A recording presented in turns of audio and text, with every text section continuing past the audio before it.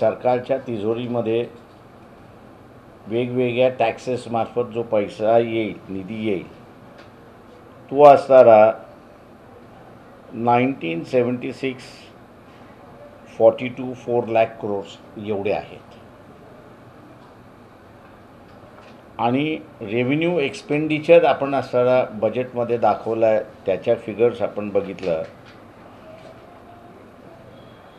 तर 34 83 23 6 लाख करोड्स असा आहे.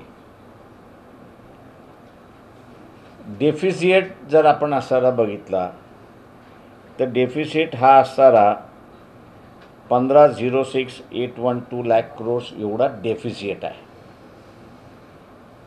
इन टर्म्स ऑफ पर्सेंटेज आपण असणारा जर हे केलं तर 27% हा डेफिसिट आहे. 27% डेफिसिट कधीच बजेटमध्ये राहिलेला नाही. 3-4% डेफिसिटवरती नेहमी रेव्हेन्यू रिसीट आणि एक्सपेंडिचर हे आजपर्यंत खेळत राहिले अशी असणारी परिस्थिती आहे. सगळ्यात महत्त्वाचा प्रश्न की कोविडच्या कालावधीमध्ये जे वेगवेगळे कामगार आहेत, व्हाईट कॉलर कामगार आहे, IT सेक्टरमधला असेल, बँकिंगमधला असेल किंवा स्किल्ड आणि अनस्किल्ड कामगार असेल किंवा सेल्फ एम्प्लॉईड कामगार जो आहे की ज्याला गिग म्हणून आता सर्व नवीन नाव देण्यात आलेलं आहे, हे सगळेजण व्हर्च्युअली कोविड काळामध्ये अनएम्प्लॉईड होते अशी असणारी परिस्थिती आहे. यामध्ये सगळ्यात वाईट म्हटलं म्हणजे व्हाईट कॉलर ज्याला आपण संबोधतो याची असणारी परिस्थिती आहे. फक्त ऑर्गनाइज सेक्टर जो आहे या व्हाईट कॉलरमधला तो सेव्ह झाला आहे, पण व्हाईट कॉलरमधला ज्याची ऑर्गनायझेशनच नाही पण व्हाईट कॉलर म्हणून जो घेतला जातो आहे त्याची परिस्थिती अत्यंत वाईट आहे असं त्या ठिकाणी मी नमूद करतो आहे. याचं कारण की त्याला त्याच्या एम्प्लॉयरनी चॉईस दिला, कामावर जायचं आहे की घरी बसायचं आहे. तो म्हटला कामावरती यायचं असेल तर हा नवा पे पॅकेट आहे. या नव्या पे पॅकेटवरती तुम्ही जर काम करणार असाल तर तुमची इन सर्व्हिस कंटिन्यू होते, अन्यथा तुम्हाला असणारा कामावरनं काढल्या जातं अशी असणारी परिस्थिती आहे. मोर दॅन 90% हा व्हाईट कॉलरमधला अनऑर्गनाइज्ड आहे. यांचा मोठ्या प्रमाणात असणारा पगार कापल्या गेलेल्या अशी परिस्थिती आहे. त्याच्यामुळे त्याची आता स्पेंडिंग कॅपॅसिटी ही कर्टेल झालेलं आहे हे आपण असणारा पहिल्यांदा लक्षात घेतलं पाहिजे. दुसरं त्या ह्याच्यामध्ये आपण असणारा बघितलं तर कोविडच्या पिरियडमध्ये म्हणजे मेपर्यंत डिपॉझिट जे आहेत हे अचानकपणे वाढलेले आहेत. हे RBI म्हणते, आमच्या आकडेवारी नाही आहेत, RBI म्हणते. आणि वाढलेत किती तर 2.8 लाख करोड्सनी वाढलेले आहेत ते. आता हा डिपॉझिटचा जो निधी आहे तो ऑर्गनाइज सेक्टरमधला कामगार जो आहे लॉकडाऊनमधला घरी बसला होता, इसेन्शियल आयटमवरतीच त्याचा खर्च होता, उरलेला त्यांनी सगळा पगार हा फिक्समध्ये टाकून दिला अशी असणारी परिस्थिती आहे. आणि म्हणून बँकेमधल्या डिपॉझिट वाढल्या अशी असणारी परिस्थिती आहे. आणि त्याच कालावधीमध्ये आपण बघितलं तर बँकेकडून बॉरोईंग जे आहे हे 1.2 लाख करोड्सनी डिप झालेलं आहे, म्हणजे बॉरोईंगच झालेलं नाही अशी असणारी परिस्थिती आहे. या सगळ्या बॅकग्राऊंडवरती एक अपेक्षा अशी होती की लोकांचा कॉन्फिडंट वाढवण्याच्या दृष्टिकोनातून बजेटमध्ये प्रोव्हिजन केल्या जाईल अशी अपेक्षा होती. आणि दुसऱ्या बाजूला एम्प्लॉयमेंट जनरेशनचा एक भाग मोठ्या प्रमाणात होईल आणि तिसरा भाग जो आतापर्यंत बायर क्लास नाही आहे,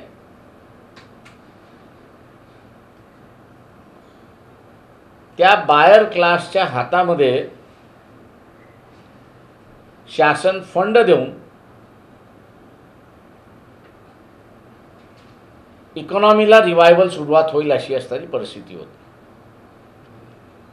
पण दुर्दैवाने MREGS प्रोग्राम जो आहे, नरेगा ज्याला आपण म्हणतो, किंवा महाराष्ट्रामध्ये एम्प्लॉयमेंट गॅरंटी स्कीम आपण ज्याला म्हणतो, त्याचं बजेट ह्यावेळेस 750 कोटींनी कमी केले अशी असणारी परिस्थिती आहे. इतर ज्या दोन वेगळ्या आहेत, रुरल भागामध्ये एम्प्लॉयमेंट देणं, त्याही त्या ठिकाणी असणाऱ्या कमी केल्यात अशी परिस्थिती आहे. जो लेबर मायग्रेट झालेला आहे गावामध्ये, त्यांनी रुरल इन्फ्रास्ट्रक्चरवरती फार मोठ्या प्रमाणात ताण आणलेला आहे. घरं शेअरिंग करावी लागतात आहेत, काही जण बाहेर झोपत आहेत अशी परिस्थिती आहे.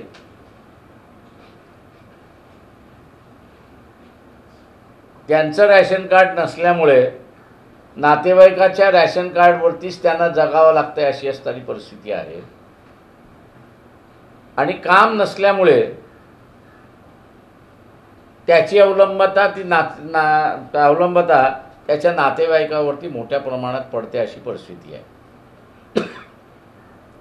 त्याच्यामुळे ग्रामीण भागातली अर्थव्यवस्था जी इम्प्रूव्ह होताना आपल्याला दिसत होती, किंवा कोविडच्या कालावधीमध्ये स्टेबल होती अशी आपल्याला दिसत होती, ती आता ढासळायला लागली अशी असणारी परिस्थिती त्या ठिकाणी एक दिसते.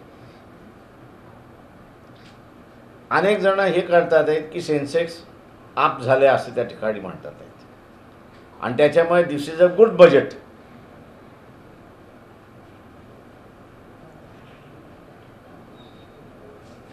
असा एक स्टॅम्प मारला जातो. हा जो कोविडच्या पिरियडमध्ये 2.8 लाख करोड्स हे डिपॉझिटमध्ये गेले, त्यावेळेस शेअर मार्केट ऑपरेशनमध्ये होतं अशी परिस्थिती नाही. ऑपरेशनमध्ये होतं पण खेळण्याच्या स्थितीत नव्हतं. आता जे शेअर मार्केट अप झाले त्याची दोन कारणं आहेत.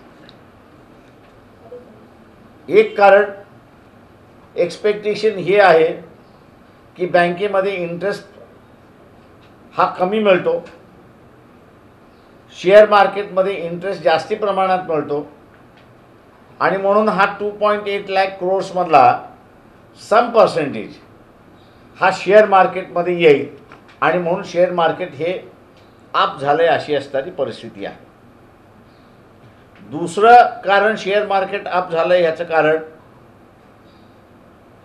की इथल्या असणाऱ्या इंडस्ट्रियलिस्ट आणि फायनान्शियल विझार्ड जे आहेत त्यांना असं वाटतंय की हे सरकार आता प्रायव्हेटायझेशन मोठ्या प्रमाणात करणार आहे, आणि त्याच्यामुळे शेअर्स बाय करणं हा मोठ्या प्रमाणात कार्यक्रम सुरुवात होईल, आणि public sector to private sector असा जो प्रवास होणार आहे इथल्या प्रॉफिट मेकिंग कंपनीचा,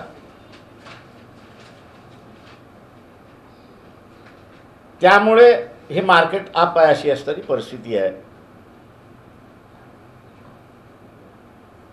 कुठल्याही परिस्थितीमध्ये शासनाला पब्लिक सेक्टर आम्ही विकू देणार नाही.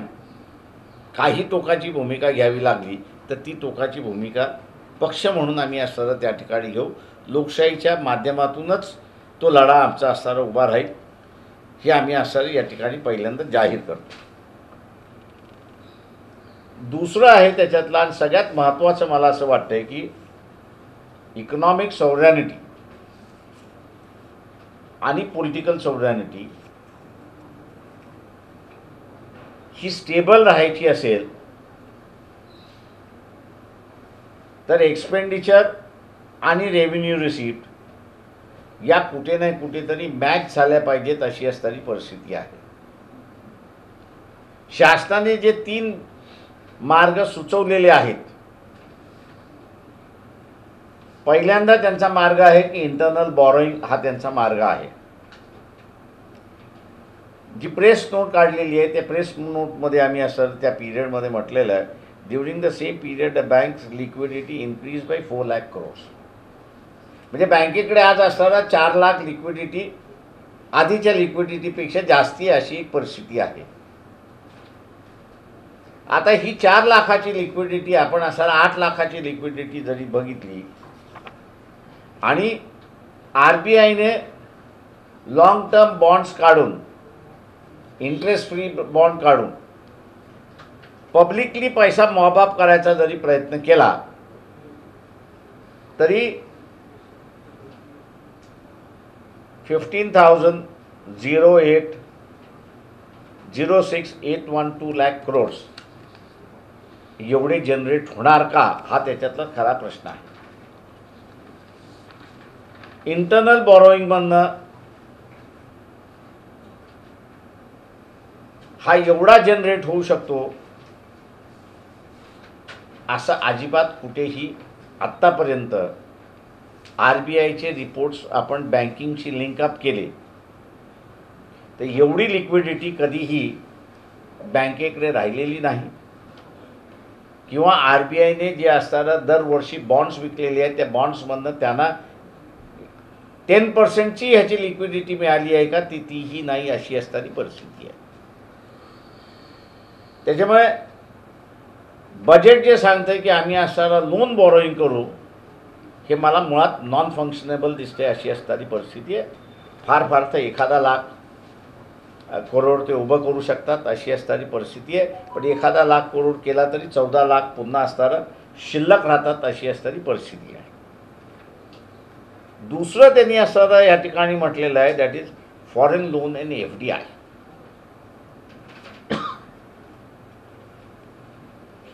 मागच्या वर्षी मॅक्सिमम फॉरेन लोन आणि FDIचं जे आहे त्याच्यामध्ये दी फर्स्ट कंट्री सिंगापूर,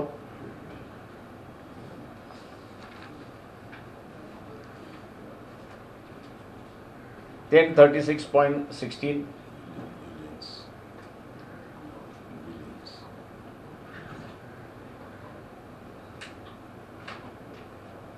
आता हे सगळे ॲड केले म्हणजे जेवढे दिलेले आहेत तेवढं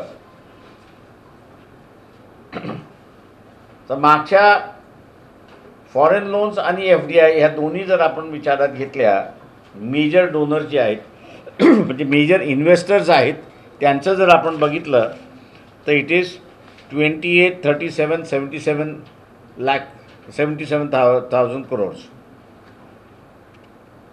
हे 1,000 करोड्स आहेत.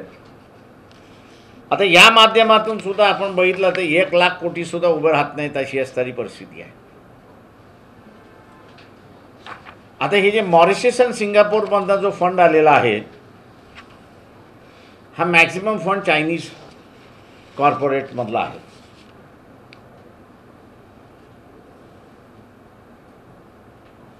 आणि आपल्याला माहीत असेल की ऑनगोईंग जे टेन्शन चाललेलं आहे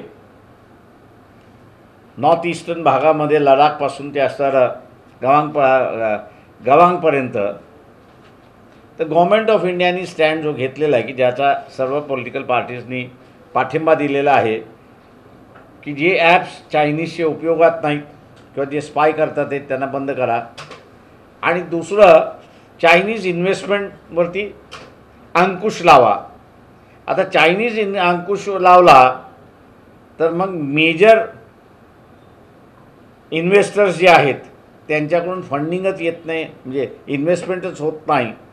त्याच्यामुळे ह्या मार्गावरती सुद्धा स्वतःच्याच ओन पॉलिसीच्या माध्यमातून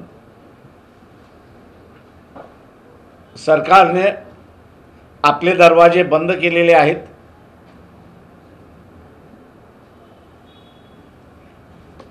याच्यामध्ये अनेक एक फंड येतोय की ज्याचा असणारं नेहमीच सांगितलं जातं आहे की आज आपला असणारा एक्सटर्नल बॅलन्स ऑफ पेमेंटमधला फॉरेन एक्सचेंज भाग एवढा आहे. जुन्या आर बी आयच्या रिपोर्ट्स आपण जर वाचले 95 to 2000 या पिरियडमधले वाचले तर याला त्यांनी असणारं एक नाव दिलं होतं वर्नेबिलिटी. हे जे लोन्स हे जे इन्व्हेस्टमेंट जे आहेत that is short term loan किंवा बँकेमध्ये ज्याला आपण म्हणतो मनी ॲट कॉल, म्हणजे मी बँकेमध्ये ठेवलेले आहेत. मी बँकेमध्ये ठेवताना बँकेला सरळ सांगतो ज्या दिवशी मला पाहिजे आणि ज्या दिवशी मी कॉल केला त्या दिवशी ते मला पैसे मिळाले पाहिजेत.